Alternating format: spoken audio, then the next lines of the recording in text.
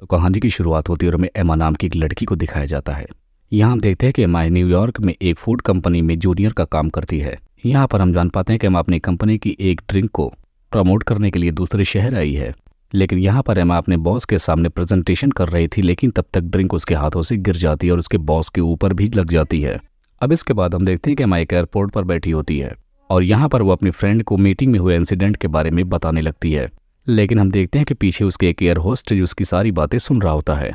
अब प्लेन में वही एयर होस्ट उससे फर्स्ट क्लास की सीट ऑफर करती है ताकि एमा को थोड़ा अच्छा फील हो सके। यहाँ पर एमा काफ़ी खुश होती है और वो ड्रिंक पर ड्रिंक पिए जाती है। तभी हम देखते हैं कि उसके बगल में एक हार्पर नाम का आदमी आकर बैठ जाता है। लेकिन तभी अचानक से प्लेन टर्बुलेंस की वजह से हिलने लगता है और यहाँ पर एमा को लगता है कि अब वो सब मरने वाले हैं। जिसके बाद यहाँ पर अपने बगल बैठे आदमी जैक को अपने सारे सीक्रेट शेयर करने लगती है। यहाँ पर वो उसे बताते हैं कि उसकी लाइफ में कोई भी रोमांस नहीं है और उसका बॉयफ्रेंड भी उसके साथ अजीब तरीके से इंटीमेट होता है और ज़्यादा देर नहीं, बस 15 सेकंड में ही ठंडा पड़ जाता है और वो अपने कलीग के साथ बाहर छिपकर कॉफ़ी पीने जाती है और वो सपने में अपने रूममेट के साथ सेक्स करती है। और इतने में ही हम देखते हैं कि प्लेन इनका लैंड हो जाता है और एमा का बॉयफ्रेंड कॉनर उसे एयरपोर्ट पर लेने के लिए आता है। यहाँ पर वो उसे कहता है कि तुम्हारा मैसेज मुझे मिला था कि तुम मरने वाली हो, इस वजह से मैं तो डर ही गया था। तब यहाँ पर एमा रोने लगती है और कॉनर उसे संभालता है। जिसके बाद अब दोनों टैक्सी में बैठकर जाने लगते हैं। अब सुबह जब उसकी आँख खुलती है तब उसे रिग्रेट होता है कि आखिर क्यों वो कॉनर के घर पर रुकी। अब इसके बाद हम देखते हैं कि एमा अगली सुबह ऑफिस जाती है। तब वहाँ पर वो देखती है कि उस ऑफिस में साफ सफाई चल रही होती है और उसे पता चलता है कि कंपनी का CEO जैक हार्पर वहाँ पर आने वाला है। और जब वहाँ पर जैक आता है तो एमा शॉक्ड रह जाती है क्योंकि वो वही बंदा होता है जिसे एमा ने अपने सारे सीक्रेट शेयर कर दिए थे। अब मीटिंग के बाद एमा कॉनर को RTO रूम में बुलाती है और यहाँ पर वो कॉनर को सीड्यूस करने लगती है। तब यहाँ पर कॉनर उसे मना करते हुए कहता है कि मैं कहीं भी अपनी पैंट नहीं उतार सकता। तब एमा को फील होता है कि ये रिलेशन तो अब नहीं चलने वाला। जिसके बाद अब यहाँ पर एमा कॉनर से ब्रेकअप कर लेती है। अब ये बात जब जैक को पता चलती है तो वो एमा को डिनर के लिए इनवाइट करता है और इसी के साथ ही दोनों का रिलेशन भी शुरू हो जाता है। और यहाँ पर एमा कहती है कि तुम मेरे लिए बिल्कुल परफेक्ट हो और इसके साथ साथ तुम बहुत हॉट ही और ज़बरदस्त हो। जिस पर जैक कहता है कि मुझ में भी बहुत सारी कमियां हैं, जैसे कि मेरे पैर की दोनों उंगलियां आपस में जुड़ी हुई हैं। अब अगले सीन में एमा की रूममेट एमा से कहती है कि तुम्हें जैक से अपने प्रमोशन की बात करनी चाहिए।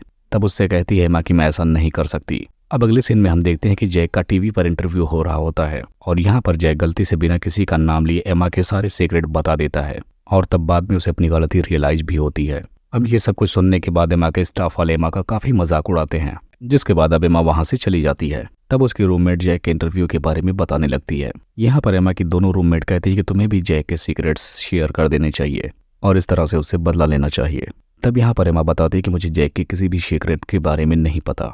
तब थोड़ी देर बाद एमा सोच कर बताती है कि जैक फ़ोन पर हमेशा शिकागो की बात करता है। अब यहाँ पर एमा की रूममेट गेमा कहती है कि मैं अपने रिपोर्टर को लेकर आऊँगी, तुम ये शिकागो वाली बात उसे ज़रूर बता देना, वो अपने आप ही सिगरेट के बारे में पता लगा लेगा। अब इसके बाद हम देखते हैं जैक एमा के पास आता और उससे कहता है कि गलती से मुझसे ये सारी बातें इंटरव्यू के दौरान निकल गई। तब यहाँ पर एमा उससे कहती कि तुम्हारी वजह से मेरे ऑफिस में मेरा बहुत सारा मजाक उड़ाया जाता है। अब अगले सीन में हम देखते हैं कि एमा का बॉयफ्रेंड एमा से पूछता है कि आखिर तुम्हें मेरी क्या चीज़ पसंद नहीं थी। तब यहाँ पर एमा बताती है कि तुम बहुत अजीब तरीके से ओरल सेक्स करते थे और इसके साथ साथ तुम मुझे सेटिस्फाइड भी नहीं कर पाते थे और मुझे तुम्हारा ऐसा करना बिल्कुल भी पसंद नहीं था। अब अगले सीन में जैक एमा से अपना सीक्रेट शेयर करने लगता है। यहाँ पर वो बताता है कि शिकागो में मेरा एक फ्रेंड था जिसकी अब डेथ हो चुकी है और उसकी एक बेटी भी है और मैं उसको एक नॉर्मल लाइफ देना चाहता हूँ। मैं नहीं चाहता कि मेरी वजह से उसको कोई परेशानी हो और मैं ये भी नहीं चाहता कि वो लाइमलाइट में आए। अब इसके बाद हम देखते हैं कि रूम में पहुंचने के बाद एमा की रूममेट अपनी रिपोर्टर के साथ आती है और एमा से अपने बॉयफ्रेंड के सीक्रेट के बारे में बताने को कहने लगती है। लेकिन यहाँ पर एमा कहती है कि मुझे कोई भी बदला नहीं लेना है और तभी वहाँ पर जैक आता है और जैक को लगता है कि एमा ने उसके सारे सीक्रेट शेयर कर दिए और इस बात से जैक एमा से बहुत ही नाराज हो जाता है। अब इसके बाद हम देखते हैं कि जैक कहीं जाने लगता है और वो फ्लाइट में बैठा होता है।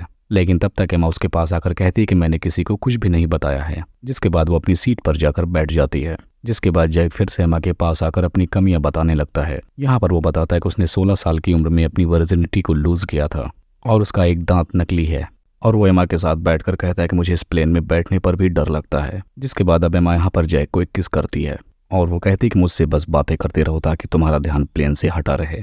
और इसी को दिखाते हुए इस मूवी का यहीं पर एंड हो जाता है।